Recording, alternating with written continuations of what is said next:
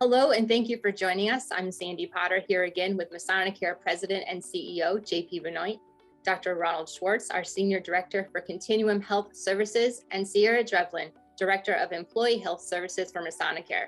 Welcome back to you all, and welcome to June. Dr. Schwartz, let's begin with you. Well, it's become a reality now for us that despite our best safety efforts, we may find ourselves or a member of our family has tested positive for COVID. And then the question becomes how to best protect the other members of our family who are living under the same roof. Some experts have offered tips and strategies that may help. What have you learned about this? Well, again, Sandy, a good topic, and we have a very nice article for this week that I'm going to present to you. And I kind of, as I always do, I condense the main information. So the title of this article is What to Do If a Family Member Tests Positive, How to COVID-Proof Your Home. And it starts like this. It says, for 2 years, you beat the odds. You masked, kept your distance, got your shots. Now, despite those efforts, you, your child, or someone else in your home has come down with COVID-19. And the last thing you want is for the virus to spread to everyone in the family or household. But how do you prevent it from circulating when you live in close quarters? So these are some recommendations from the CDC. It says the CDC recommends isolating COVID patients for at least 5 days, preferably in a separate room with access to their own bathroom, as well as diligent mask wearing for both patient and caregiver.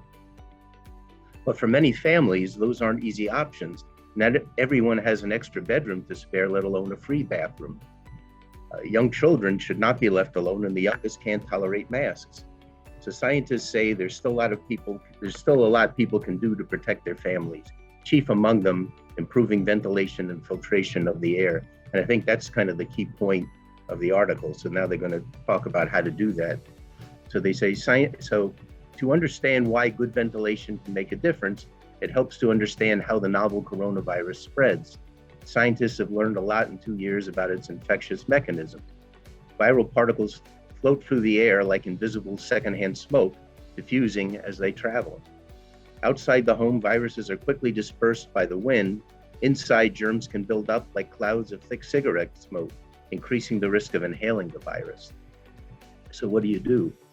Well, first, open windows. The best strategy for avoiding the virus is to make your indoor environment as much like the outdoors as possible. Start by opening as many windows as the weather allows. If possible, open windows on opposite sides of the home to create a cross breeze, which can help sweep viruses outside and bring fresh air inside. Then they say for extra protection, place a box fan in the patient's window facing outward to draw germy air outside and seal any openings around the sides of the fan. Now, the second main point, turn on exhaust fans and increase humidity. Turn on bathroom or kitchen exhaust fans, which can shuttle germy air outside.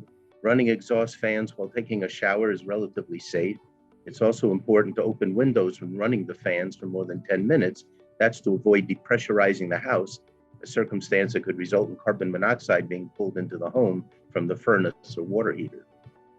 And another interesting point, coronaviruses thrive in dry air, and increasing the amount of moisture in the air can help deactivate them. And finally, using portable air cleaners can help provide additional protection. And they say research shows that high efficiency particulate air filters, and it's abbreviated HEPA filters, can remove coronaviruses from the air. If people have only one HEPA filter, it's best to place it in the sick room to trap any virus the patient exhales. Although nursing a loved one through COVID puts the caregiver at risk, the danger is much smaller today than in the first year of the pandemic. An estimated 95% of the population has some immunity to the coronavirus due to vaccines, prior infections, or both. Nonetheless, a recent study found that half of the people living in an infected patient's household also contracted the virus. So given that older people and those who are immunocompromised are at higher risk from COVID, they might consider staying with a friend or neighbor if possible until the sick family member has recovered. So I think for all of this, what we're seeing is that, it's still a very contagious virus. It's, it continues to rebound, but it's not the same virus and not the same manifestations that we saw 2 years ago, which is really good. And now I found this inspirational quote that I particularly like, and I'll read it to you now. And it said, "I cried because I had no shoes until I met a man that had no feet." And this was actually said by Helen Keller. And, I guess the way that I look at it in relation to the pandemic, initially, when we first started, it was like we had no vaccines, we had no feet. Now we have vaccines and ways to protect ourselves. And even though the virus keeps coming back as though we feel like we have no shoes, we are gaining ground every day, and we are making more and more progress. So as I always say, I thank everybody for everything they do as we work together. And again, I wish you health and peace. Thank you. Thank you so much, Dr. Schwartz, for your inspirational words, as always. And Sierra, with second booster shots now available, the definition of being up to date on your COVID vaccination may be changing for those who are 50 years of age or older. Can you tell us more about that? Absolutely. So the CDC makes recommendation changes regarding booster based on evidence and studies, and with new variants, they review their immunization practices. So most recently in May, CDC has updated the recommendations for that second booster from those immunocompromised and those 50 years old and older from may receive a second booster to should receive a second booster. So the page I use for most of my information in regards to boosters is the COVID-19 vaccine boosters webpage. It's a very comprehensive webpage that gets into all you need to know about boosters. And this one is a little less intimidating than the COVID-19 vaccine page, which has all your clinical considerations for the use of all three vaccines. But what we're seeing on the COVID-19 vaccine booster page is a recommendation: 2 boosters for adults 50 years old and older, people ages 12 years and older who are moderately or severely immunocompromised. And the criteria, the interval from dose 1 to dose 2 should be at least 4 months. And as of now, that is the definition for up to date for those individuals. So what that means for us is having more vaccine available through our pharmacy partners.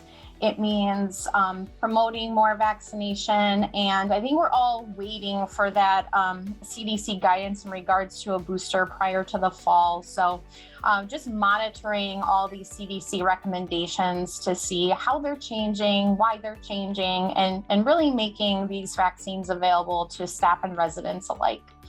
These criteria affect most of our residents and a large percentage of our staff population. So really just monitoring that and making vaccine available to everyone as a mitigation strategy during this surge. Thank you so much, Sierra, for staying on top of all that for us here at Masonicare. And finally, JP, we have seen a slight uptick in positive COVID cases at many of our locations and continue to take safety measures to protect our residents, patients, and staff. What is your message to the Masonicare family as we begin these summer months? Sandy, thank you. We have seen a little uptick in cases throughout all of our campuses, all very minor from symptoms perspective, but we really have been monitoring on how much we see in more cases. But the good news is over the past really week, we've kind of seen it settle. And because of that settling, we're going to continue to stay on the monitoring side of the equation. With that being said, we are still asking our staff to wear masks everywhere on our campuses, really to maintain that safety. And I will tell you, as the summer progresses, we are still going to stay very vigilant in making sure that we combat this virus over the summer.